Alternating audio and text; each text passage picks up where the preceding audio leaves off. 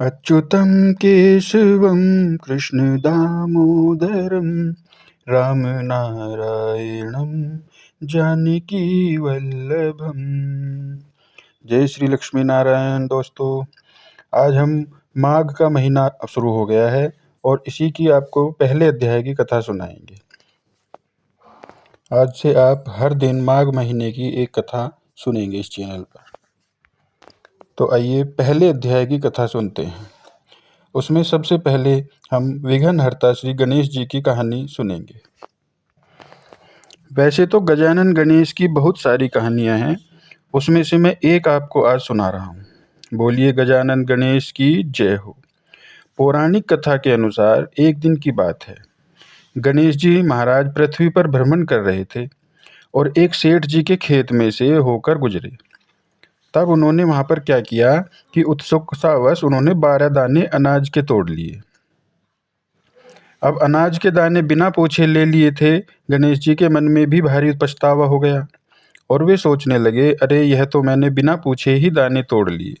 इसका मतलब तो यह कोई चोरी हो गई, यानी मैंने सेठ जी के खेत में चोरी कर ली और मेरे तो दोष लग गया। इस प्रकार गणेश जी मन में पछतावा करने लगे। अब चोरी की है तो उसका प्रायश्चित तो करना पड़ेगा। गणेश जी ने जिन सेठ जी के खेत से 12 दाने तोड़े थे, उन्हीं के यहाँ 12 साल नौकरी करने का निश्चय कर लिया। बस फिर क्या था, गणेश जी तो भेष बदल कर पहुंच गए सेठ जी के पास और सेठ जी से कहने लगे, सेठ जी मुझे अपने घर नौकरी पर रख लो। सेठ जी को हिचकिचाने लगे, उन्हें नौकर की जरूरत नहीं थी। तो गणेश जी बोले कि सेठ जी आप मुझे काम पर रख लो, मैं आपसे पैसे भी नहीं लूँगा, बस 2 समय का खाना दे देना। अब सेठ जी ने सोचा कि भला आदमी लगता है, 2 समय का खाना मांग रहा है, पैसे भी नहीं मांग रहा। तो उन्होंने नौकर रख लिया। अब गणेश जी नौकर बनकर सेठ जी के यहाँ काम करने लगे। एक दिन की बात है, सेठानी राख से हाथ धोने लगी तो गणेश जी ने सेठानी का हाथ पकड़ लिया। सेठानी तो सकपका गई, पर गणेश जी ने सेठानी का हाथ पकड़कर मिट्टी से उनका हाथ धुलवा दिया। सेठानी को बड़ा गुस्सा आया और उसने सेठ जी से कहा, अरे ये कैसा नौकर रखा है, यह नौकर है लेकिन इसने मेरा हाथ पकड़ लिया। सेठ जी को इस बात का पता चला तो उन्हें भी बड़ा गुस्सा आया। सेठ जी ने गणेश जी की बुलाए और उनसे पूछा कि तुमने मेरी पत्नी का हाथ क्यों पकड़ा। तो गणेश जी कहने लगे कि मैं तो उन्हें एक सीख दे रहा था, राख से हाथ धोते हैं तो घर की लक्ष्मी नाराज होकर चली जाती है, मिट्टी से हाथ धोते हैं तो घर में लक्ष्मी का वास होता है। सेठ जी ने सोचा कि अरे यह तो बड़ा समझदार है, तो उन्होंने कुछ नहीं कहा। अब सेठ जी के यहाँ नौकर बनकर गणेश जी काफी समय तक काम करते रहे। कुछ सालों बाद कुंभ का मेला आया तो सेठ जी कहने लगे कि मेरे पास तो समय नहीं है, तुम ऐसा करो सेठानी को ले जाओ और कुंभ के मेले में स्नान करा कर अब ले आओ। अब नौकर बने गणेश जी सेठानी के साथ लेकर गंगा स्नान करने सेठानी के नदी के किनारे चले गए। सेठानी को साथ लेकर चल दिए। गंगा स्नान पर गए तो सेठानी नदी के किनारे बैठकर थोड़े से पानी में नहाने लगी। गणेश जी ने देखा तो तुरंत ही उनका हाथ पकड़ा और बीच नदी में ले गए और वहां जाकर डुबकी लगवा दी। अब सेठानी तो घबरा गई। घर आई तो सेठ जी से कहा, ये कैसा नौकर रखा है, इसने मेरी इज्जत भी नहीं रखी, इतने सारे आदमियों में के बीच में मुझे घसीट कर पानी के बीचों बीच ले गया। सेठ जी ने फिर गणेश जी को बुलाए और उनसे पूछा, तुमने ऐसा क्यों किया। तो गणेश जी बोले, सेठानी जी किनारे पर बैठकर गंदे पानी से नहा रही थी, तो मैं उन्हें अच्छे पानी में डुबकी लगवा लाया हूँ। इससे सेठानी को अगले जन्म में रानी और राजभोग का सुख मिलेगा। तो सेठ जी सोचने लगे कि गणेश जी ने तो समझदारी की बात की है, भाई मेरा नौकर तो बड़ा अच्छा है। तो उन्होंने फिर बात आई गई कर दी। सेठानी को भी समझा दिया कि इसने तुम्हारे भले के लिए ही किया है। इस तरह कुछ साल फिर बीत गए। एक दिन की बात है, घर में पूजा हो रही थी, हवन हो रहा था। सेठानी अभी तक नहीं आई थी। सारी पूजा की तैयारी हो गई, तो सेठ जी ने फिर गणेश जी से कहा कि जाओ और सेठानी जी को बुलाकर ले आओ। गणेश जी सेठानी को बुलाने उनके कमरे में गए तो देखा कि सेठानी अब आने लगी तो उसने काली चुन्नी ओढ़ रखी थी। तो गणेश जी ने कहा कि पूजा पाठ में काला कपड़ा नहीं पहनते, पर सेठानी तो नहीं मानी और ऐसे ही चलने लगी। तो गणेश जी ने क्या किया, काली चुन्नी उनकी फाड़ दी और कहने लगी है कि अब दूसरी लाल रंग की चुन्नी ओढ़ो, तब पूजा में चलना। सेठानी तो नाराज हो गई और वहीं बैठ गई कि मैं नहीं जा रही। सेठ जी ने देखा कि सेठानी अभी तक नहीं आई तो खुद आए। देखा तो सेठानी तो नाराज हुई पड़ी बैठी हुई है, और जब पूछा तो कहने लगी कि इस नौकर ने मेरा अपमान किया है। तो मैं हवन के लिए तैयार हो गई थी और मैं आ रही थी तो इसने मेरी चुन्नी फाड़ दी। और यह बात सुनकर तो सेठ जी बड़ा गुस्सा हो गए और उन्होंने गणेश जी को बुलाया और इस बार तो सेठ जी उन्हें डांटने लगे। तब गणेश जी कहने लगे कि सेठ जी, मैंने तो इनके भले के लिए ही ऐसा किया था। पूजा पाठ में काला कपड़े नहीं पहनते और सेठानी काली चुन्नी ओढ़कर जा रही थी। मैंने मना किया तो भी नहीं मानी, इसी कारण मुझे वह फाड़नी पड़ी। अब सेठ जी को गणेश जी की बात सही लगी कि सही बात है, पर पूजा पाठ में काला कपड़ा तो नहीं पहनते। उन्होंने फिर सेठानी को समझा दिया। कुछ दिन और बीत गए तो एक दिन की बात है, सेठ ने फिर पूजा रखी। पूजा की सारी तैयारी कर ली, पंडित जी को भी बुला लिया। अब जैसे ही पंडित जी पूजा की तैयारी करने लगे, मतलब पूजा शुरू करने लगे, तो बोले, अरे सेठ जी, मैं तो गणेश जी की मूर्ति लाना ही भूल गया, अब क्या करूं? तो नौकर बने गणेश जी भगवान वहीं खड़े हुए थे। उन्होंने सारी बातें सुनी तो सोचने लगे कि अगर पंडित जी गणेश जी की मूर्ति लेने जाएंगे तो शुभ मुहूर्त निकल जाएगा। और वो बोले कि आप एक काम करो, मुझे ही मूर्ति बनाकर विराजमान कर लो, मेरी ही पूजा कर लो, आपके सारे काम सफल हो जाएंगे। सेठ जी ने सुना तो उन्हें तो बड़ा गुस्सा आया और वो कहने लगे कि अब तक तो तुम सेठानी के साथ ही मजाक करते थे, अब तुम यहाँ भी करने लगे। तब गणेश जी ने कहा, सेठ जी, मैं मजाक नहीं कर रहा हूँ, तुम मेरी बातों को मजाक मत समझो, मैं बिल्कुल सच कह रहा हूँ। आप मेरी पूजा करोगे तो आपके सारे काम बन जाएंगे। और इतना कहते ही गणेश जी ने तो भगवान गणेश का साक्षात रूप धारण कर लिया और जाकर चौकी पर विराजमान हो गए।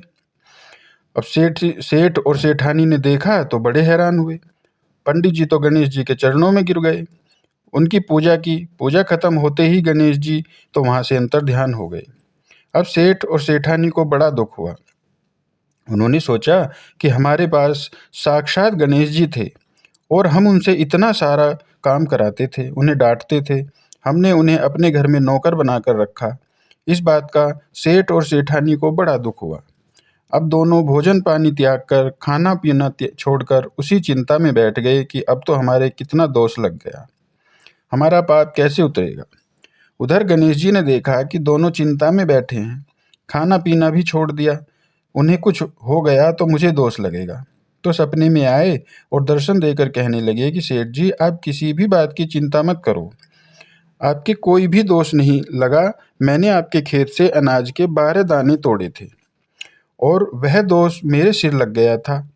उस दोष को उतारने के लिए मैं आपकी यहाँ नौकरी कर रहा था और मैंने 12 साल तक काम किया। अब मेरा दोष उतर गया है, इसीलिए मैं अब आपके घर से चला गया हूँ। आप बिल्कुल भी दुख मत करो। और ऐसा कहकर भगवान गणेश सेठ सेठानी को आशीर्वाद देकर अंतर ध्यान हो गए। भगवान की कृपा से सेठ जी के यहाँ खूब धन हो गया, उनके घर में खूब धन संपत्ति हो गई, अन्न धन के भंडारे भर गए। हे गणेश जी महाराज, जैसे आपने सेठ और सेठानी के घर में सुख सुविधाएं दी, धन संपत्ति दी, सेठ सेठानी की सभी मनोकामनाएं पूरी की, ऐसे ही कथा कहने वाले की, सुनने वाले की और हुंकारे भरने वाले की सबकी मनोकामना पूर्ण कीजिए। बोलिए गणेश जी महाराज की जय हो। अब सुनते हैं माघ मास के पहले अध्याय की कथा। बोलिए श्री कृष्ण भगवान की जय हो। बोलिए श्री लक्ष्मी नारायण भगवान की जय हो। एक समय नेमिचारण्य तीर्थ में मुनिजनों ने परम भागवत श्री सूत जी महाराज से कहा, हे मुनि, आप कृपा करके माघ मास की उस पवित्र कथा का वर्णन कीजिए जो कि महर्षि वशिष्ठ ने राजा दिलीप से कही थी, जिससे प्राणियों के समस्त पाप नष्ट हो जाते हैं। हे देव, कृपा करके आप माघ मास के संपूर्ण महात्म्य का वर्णन करें। सूत जी बोले, हे मुनिजनों, तुम धन्य हो। भगवान श्री कृष्ण की भक्ति में लगा तुम्हारा मन देखकर मैं बड़ा ही प्रसन्न हूँ। मैं समस्त पापों का नाश करने वाले परम पुनीत माघ मास के महात्म्य को तुम लोगों से कहूँगा। तुम सभी ध्यान से सुनो। एक समय पार्वती जी ने भगवान शंकर जी से पूछा, हे महादेव जी, आप समस्त धर्मों के ज्ञाता हो, आप कृपा करके मुझसे माघ मास का महात्म्य, व्रत विधि, पूजन और इतिहास कहिए। पार्वती जी के इन वचनों को भगवान महादेव जी ने सुना और अति प्रसन्न होकर बोले, हे प्रिय, तुम इस मनोहर वृत्तांत को सुनो। एक समय राजा दिलीप ने एक महान यज्ञ किया। ऋषिजनों ने प्रसन्न होकर राजा को आशीर्वाद दिया। नगरवासियों ने श्रद्धा से राजा का पूजन किया। तब वह प्रसन्नचित्त राजा अपनी सेना सहित वन में मृग का शिकार खेलने, समस्त अस्त्रों और शस्त्रों से युक्त राजा दिलीप कवच आदि धारण करके हाथ में धनुष बाण लिए वन में शिकार की खोज करने लगे। उनके पैदल सिपाही भी मनोहर जंगल में बिछड़ने लगे। शिकारियों के दल वन में आया देखकर सभी जीव शांत होकर अपनी गुफाओं में चले गए। कोलाहल सुनकर मृग भागने लगे। राजा ने उनको अपने बाणों का निशाना बना लिया। पक्षी इस वृक्ष से उस वृक्ष पर उड़ने लगे और अपने को छिपाने के लिए स्थान खोजने लगे। सियार चिल्लाने लगे। वृक्षों की खोज में छिपे उल्लू चीखने लगे।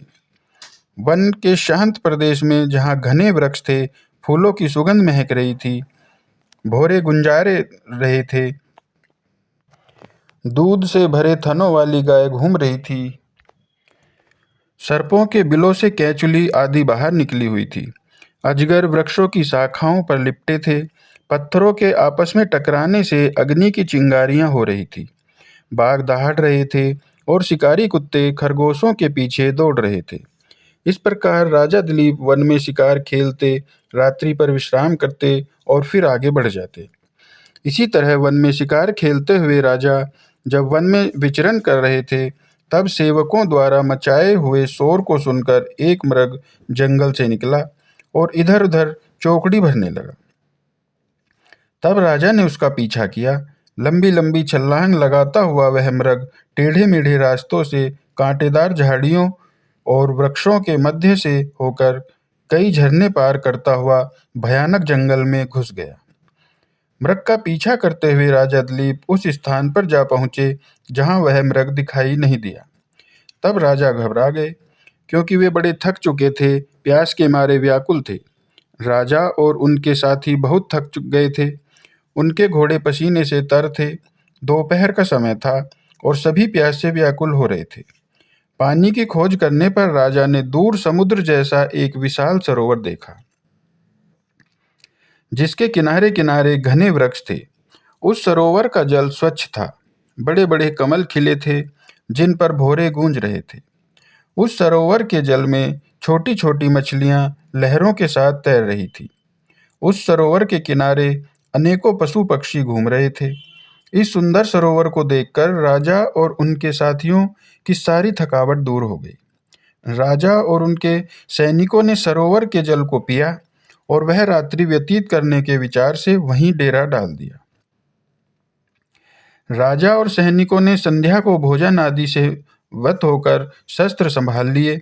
राजा एक वृक्ष पर धनुष बाण सहित बैठ गए और उनके अन्य साथी भी दूसरी दिशाओं में अपने अस्त्र शस्त्र लेकर स्थित हो गए, ताकि शिकार कहीं भी से भी बचकर न निकल सके।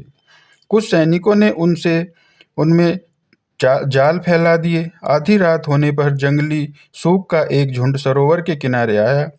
उन सूक ने तट के किनारे उत्पन्न कंद मूल खाए और पेट भर जाने पर वह वापस लौटने लगे तो राजा के सैनिकों द्वारा लगाए गए जाल में फंस गए।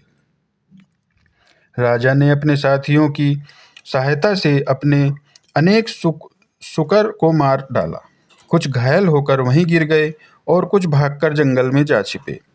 इतने सारे शुकर को मरा देखकर राजा और उनके साथी बड़े प्रसन्न हुए और शोर करने लगे। सबको साथ लेकर राजा सरोवर के किनारे से चल दिए। उन्होंने अपने राज्य लौटने का निश्चय किया। राजा जैसे ही नगर की ओर चले, तब सामने से उन्होंने देखा कि शंख चक्र चिन्हों से शोभित कृश शरीर कोमल वक्कल पहने एक तपस्वी की ओर से चले आ रहे हैं। तपस्वी उसी ओर चले आ रहे हैं। राजा ने उन्हें प्रणाम किया और मार्ग छोड़ दिया। तब ऋषि ने राजा को पहचान लिया और कहा, हे राजन, प्रातःकाल होने को है। माघ मास की इस पुण्य बेला में सरोवर का स्नान त्याग कर आप कहाँ जा रहे हैं? अब राजा ने क्या उत्तर दिया, हम अगले अध्याय की कथा में सुनेंगे। आज के अध्याय की कथा यहीं पर समाप्त होती है। बोलिए श्री कृष्ण भगवान की जय हो। बोलिए तुलसी महारानी की जय हो। आइए तुलसी जी की आरती सुनते हैं। तुलसी महारानी नमो नमः, हरि की पटरानी नमो नमः। तुलसी महारानी नमो नमः, हरि की पटरानी नमो नमः। धन तुलसी पूर्ण तप कीनो, शालिग्राम बनी पटरानी नमो नमो। तुलसी महारानी नमो नमो, हरि हरि की पटरानी नमो नमो। जाके पत्र मंजरी कोमल, श्रीपति कमल चरण लपटानी नमो नमो। तुलसी महारानी नमो नमो, हरि की पटरानी नमो नमो। कौन से महीने में बोई रानी तुलसा, कौन से महीने में हुई हरियाली नमो नमो। तुलसी महारानी नमो नमो, हरि की पटरानी नमो नमो। कौन से महीने में हुई तेरी पूजा, कौन से महीने में हुई पटरानी नमो नमो। तुलसी महारानी नमो नमो, हरि की पटरानी नमो नमो। आषाढ़ मास में बोई रानी तुलसा, सावन मास में हुई हरियाली नमो नमो। तुलसी महारानी नमो नमो, हरि की पटरानी नमो नमो। कार्तिक मास में हुई तेरी पूजा, मंगशिर मास में हुई माँ पटरानी नमो नमो। तुलसा महारानी नमो नमो, हरि की पटरानी नमो नमो। धूप दीप नैवेद्य आरती पुष्पन की वर्षा बरसानी नमो नमो। तुलसी महारानी नमो नमो। 56 भोग 36 व्यंजन बिन तुलसी हरि एक न मानी नमो नमो। तुलसी महारानी नमो नमो, हरि की पटरानी नमो नमो। जो कोई तुलसी जी को सवेरे गाए, श्री कृष्ण के दर्शन पाए नमो नमो। तुलसी महारानी नमो नमो, हरि की पटरानी नमो नमो। जो कोई तुलसी जी को दोपहर को गाए, खीर खांड का भोग लगाए नमो नमो। तुलसी महारानी नमो नमो, हरि की पटरानी नमो नमो। जो कोई तुलसी जी को सांझ को गाए, श्री कृष्ण जी की आरती उतारे नमो नमो। तुलसी महारानी नमो नमो, हरि की पटरानी नमो नमो। जो कोई तुलसी जी को रात को गाए, श्री कृष्ण के चरण दबाई नमो नमो। तुलसी महारानी नमो नमो, हरि की पटरानी नमो नमो। सभी सखी मैया तेरे यश गाए, भक्ति दान दीजो महारानी नमो नमो। तुलसी महारानी नमो नमो, हरि की पटरानी नमो नमो, हरि की पटरानी नमो नमो। तुलसा महारानी नमो नमो। बोलिए तुलसी महारानी की जय हो। बोलिए श्री वृंदावन बिहारी लाल की जय हो। बोलिए तुलसा महारानी और शालिग्राम भगवान की जय हो। बोलिए श्री लक्ष्मी नारायण भगवान की जय हो।